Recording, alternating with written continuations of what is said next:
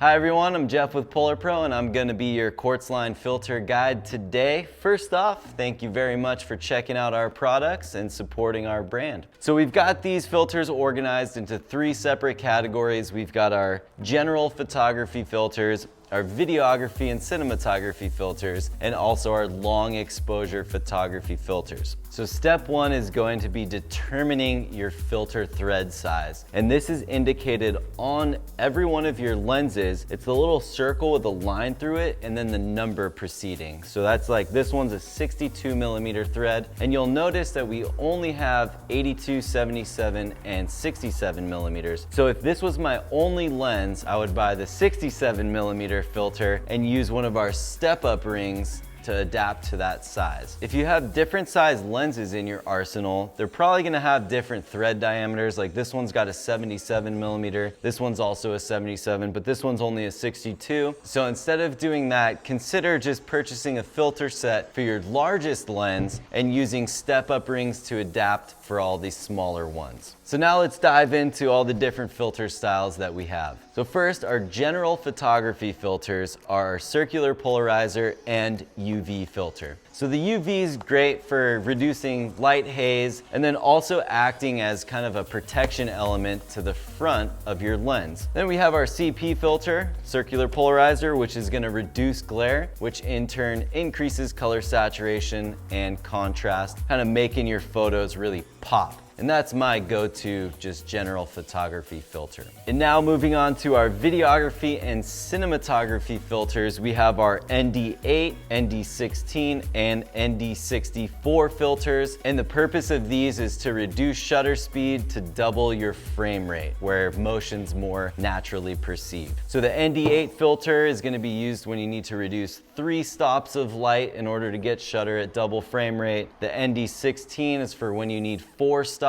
And then we have our ND64 filter, which is for our bright midday sun where we want to have a really wide open aperture and need to reduce 6 stops of light to get shutter at double frame rate. Now, all of these options are included in ND or NDPL options. So the ND filters, just a straight neutral density filter.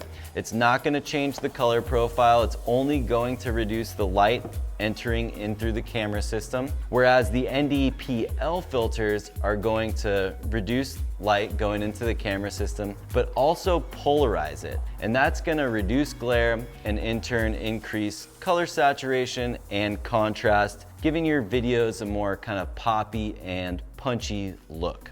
So people often ask if you can just turn the polarizing aspect off. And while you can't turn it off, you can turn it to a minimum setting, but at that setting, you're still polarizing light, which is gonna increase contrast and also increase color saturation, and you'll never be able to get that kind of perfectly flat look that a straight ND filter is gonna give you. Finally, on to our long exposure photography filters. We have our ND64, ND1000, and ND100,000 filters, which are all heavy stop NDs, which allow you to shoot long shutter speeds either during golden hour like the ND64 or midday like the 1000 and 100,000. And these filters allow you to shoot a very long shutter speed so you can get that creative blur motion on anything that's moving in the frame. And I like to use the ND64 filter for my sunrise and kind of sunset long exposure photos, or even after the sun dips below the horizon. The ND64 is a pretty solid choice for that. Then we have our ND1000, which I like to use this one kind of midday or maybe even sunrise sunset when I want a really long shutter speed. But generally I find myself shooting this one kind of midday in that like 15 to 30 second range. Lastly, we have our ND100,000 filter. And this is the darkest one that we have. It's a 15 stop filter. And this thing's pretty much used for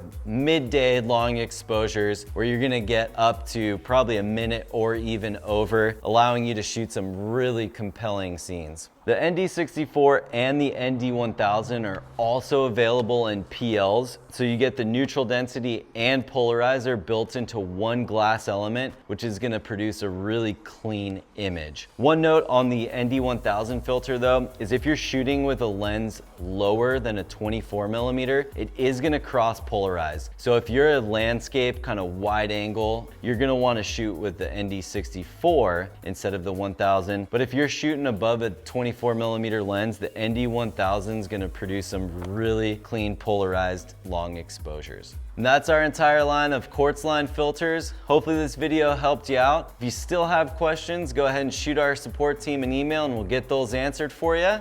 Now get out there and capture perfection.